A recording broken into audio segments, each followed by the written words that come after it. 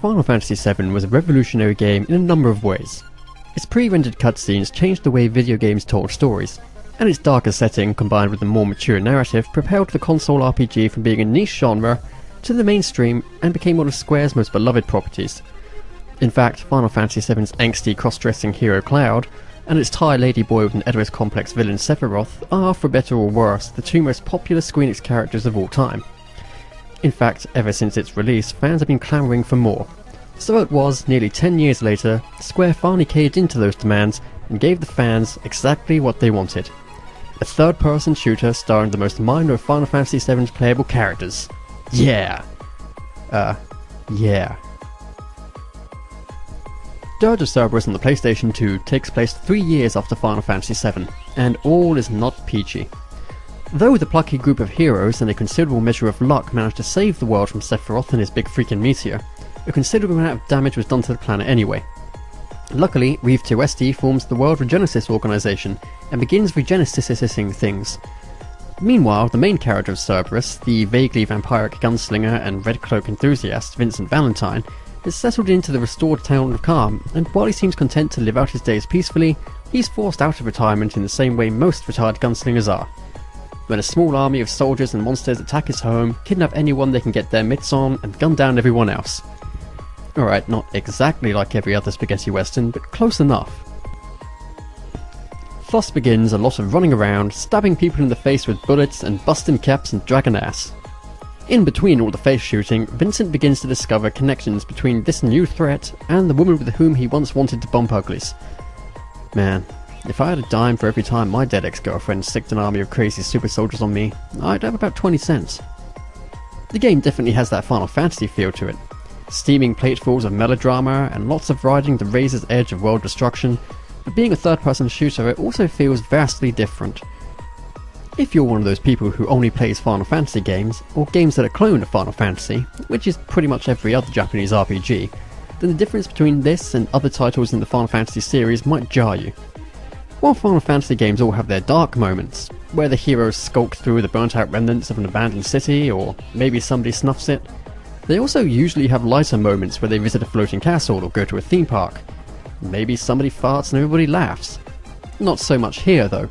Dirge of Cerberus shares most other shooters' grimness. Meteor Fall hit the world like a fat kid punching another fat kid in order to steal his Twinkie. So there isn't really much to smile about except Twinkies. It's a sad, sad world indeed. Each level drops Vincent into some kind of abandoned factory, military base, or something of that nature, and the only way out is through dozens of angry men and women carrying firearms. But hey, you've got a gun too. Several in fact. And this being a shooter, your primary means of interacting with other individuals in Dirge of Cerberus is by shooting them. With guns. You'll have 3 primary weapons in this game. The titular Cerberus pistol, which is the most balanced of the 3, a rapid-firing yet weak machine gun, and a slow-firing but very potent rifle. All 3 guns can be upgraded or equipped with special parts that boost their performance in various ways, but you'll likely be using the Cerberus the most as it packs quite a punch at both medium and close range.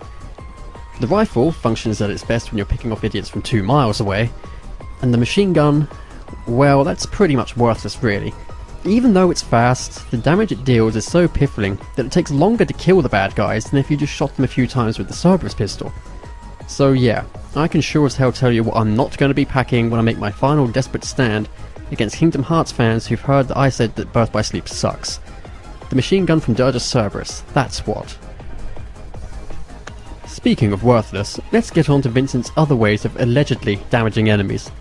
He can perform melee attacks, which work about as well as trying to punch out a guy with an Uzi in real life, or in Metal Gear Solid 2. And then there's magic. But after I struggled for ages to get spells to charge and aim properly, I've decided that magic's really for pansies. The one cool thing Vincent can do without using guns is use an item to perform his limit break and temporarily transform into his Galleon Beast form from Final Fantasy VII. While he still takes damage in that form, he's much faster and stronger, and you can generally just rampage around a level and tear the bad guys new assholes. And hey, who doesn't need a few more of those? Generally, each level plays out like this. Vincent runs along a fairly linear path, with a few decently hidden areas and detours, and blasts away at whatever pops up in front of him. The camera's positioned like other third-person shooter, peering over your shoulder so that your body doesn't get in the way of your aim. And the targeting reticule is a big fuck-off green circle that, when you hold it near an enemy, will lock onto them. You'll still be able to aim around and target other enemies, but if you start firing blindly, you've got a better chance of hitting the guy you locked onto to begin with. This takes a little bit of getting used to, but once you do, it feels both comfortable and functional, like women's underwear. Moving on. Throughout the levels, you'll wind up duking it out with mini-bosses, or engaging in short missions like killing a bunch of snipers, rescuing a little kid, punching 50-year-old ladies in an allotted amount of time. These tend to break up the levels nicely, and the little asides do keep the action from getting too repetitive. At the end of each level, you'll fight a boss, and as with pretty much every other boss in the history of video games, defeating them requires a mixture of manual dexterity and spotting their patterns. Once the level ends, your performance in several key areas will be assessed, and thankfully the game's not as judging as some of my ex-girlfriends, so you're going to be awarded a choice of money or experience points. The money can be spent on healing items or gun upgrades, and experience points can be used to level Vincent up for more health and better defense and attack. And it's pretty crucial to work out a balance of choosing the two, because otherwise towards the later levels of the game you can end up being seriously underpowered. Overall, the game looks pretty good. The graphics are attractive enough, and character animation is pretty fluid, especially during the cutscenes. And the CGI looks just as good as the Advent Children movie did.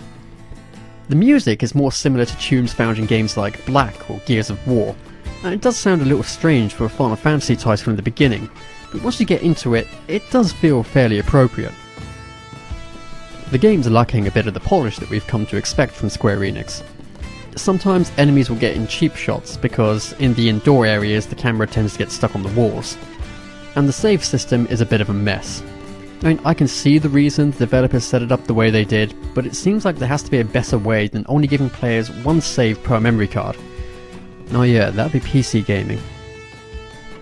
While those points definitely sound annoying, the shortcomings don't really ruin the experience or seriously unbalance gameplay though. I think the real issue lies in exactly who the game's trying to appeal to. Gamers used to the slower pace of RPGs will likely be a bit turned off by the twitch shooting of Cerberus, and also somewhat disappointed at the lack of a lengthy RPG narrative. Likewise, I have a hard time imagining folks mostly into shooters like Halo and Gears of War putting up with the very anime-esque characters and story or the RPG stats and items just for the sake of a simpler shooting action like that the game provides. And even as a piece of Final Fantasy VII fan service, it's strange as most of the major characters only have brief cameos at best, and the game definitely requires an understanding of the events of 7. Then again, I suppose the game shouldn't really be faulted for not catering to a particular group. I know the whiny FF7 fanboys are going to piss and moan about how this and that isn't how they pictured it in that wet dream of theirs, or how there isn't enough Cloud or Sephiroth to give them enough material for a new homoerotic fanfic. But come on people, it's got a vampire, and everybody loves vampires. Except for Blade. I suppose in the end, even though the game's not entirely sure who it's supposed to cater to, if you are in the mood to do a bit of light shooting and revisit one of the more popular Final Fantasy worlds, you could do a lot worse than sink a few hours into the Dirge of Cerberus game. So that was Final Fantasy VII Dirge of Cerberus for the PlayStation 2. And remember, as always, if you want to add to the list of review games, you can fire off an email to ttrreview@gmail.com.